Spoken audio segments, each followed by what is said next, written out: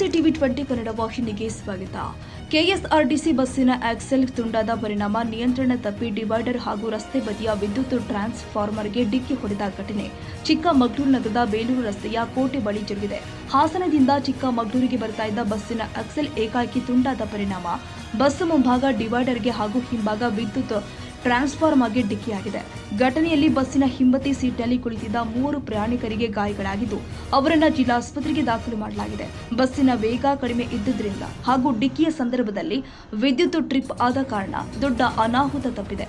ಆದರೆ ಬಸ್ ರಸ್ತೆ ಮಧ್ಯೆ ಸಿಲುಕಿರೋದ್ರಿಂದ ಒಂದೇ ಬದಿಯಲ್ಲಿ ವಾಹನ ಸಂಚಾರಕ್ಕೆ ಅವಕಾಶ ಕೊಡಲಾಗಿದೆ. ಸ್ಥಳಕ್ಕೆ ಚಿಕ್ಕಮಗಳೂರು ಸಂಚಾರ ಪೊಲೀಸರು ಭೇಟಿ ಕೊಟ್ಟು ಪರಿಶೀಲನೆ ಮಾಡಿದ್ದಾರೆ.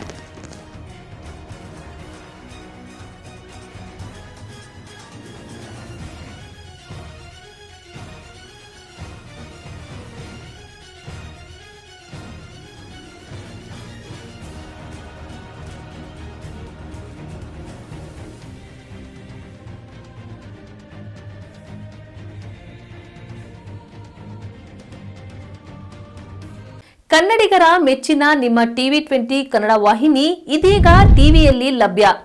ಕರ್ನಾಟಕ ಮತ್ತು ದೇಶ ವಿದೇಶದ 360 ಡಿಗ್ರಿ ಸುದ್ದಿ ವಿವರವನ್ನ ಪಡೆಯುವುದಕ್ಕೆ ಟಿವಿ 20 ವಾಹಿನಿಯನ್ನು ಲೈಕ್ ಮಾಡಿ, ವಿಡಿಯೋಗಳನ್ನು ಶೇರ್ ಮಾಡಿ, ಕಮೆಂಟ್ ಮಾಡಿ, ಸಬ್ಸ್ಕ್ರೈಬ್ ಮಾಡಿ. HCN ಕೇಬಲ್ 842 ನಂಬರ್ನಲ್ಲಿ ಹುಕ್ಕೇರಿ ತಾಲೂಕು ಹಾಗೂ ಸಂಕೇಶ್ವರದ ಸುತ್ತಮುತ್ತಲಿನ ಹಳ್ಳಿಗಳಲ್ಲಿ ಲಭ್ಯ. PCN ಕೇಬಲ್ 129 ನಂಬರ್ನಲ್ಲಿ ಹಾರುಗೆರೆ ಸುತ್ತಮುತ್ತಲಿನ ಹಳ್ಳಿಗಳಲ್ಲಿ ಲಭ್ಯ. ರಾಯಬಾಗ್ ಡಿಜಿಟಲ್ ಚಾನೆಲ್ ಕೇಬಲ್ 80ನೇ ನಂಬರ್ನಲ್ಲಿ ರಾಯಬಾಗ ತಾಲೂಕಿನ ಸುತ್ತಮುತ್ತಲಿನ ಹಳ್ಳಿಗಳಲ್ಲಿ ಲಭ್ಯ. UDCN ಕೇಬಲ್ ನೆಟ್ವರ್ಕ್ ಉಗಾರ ಸುತ್ತಮುತ್ತಲಿನ ಹಳ್ಳಿಗಳಲ್ಲಿ ನಿಮ್ಮ ಟಿವಿ 20 ಕನ್ನಡ ವಾಹಿನಿಯೂ ಲಭ್ಯ.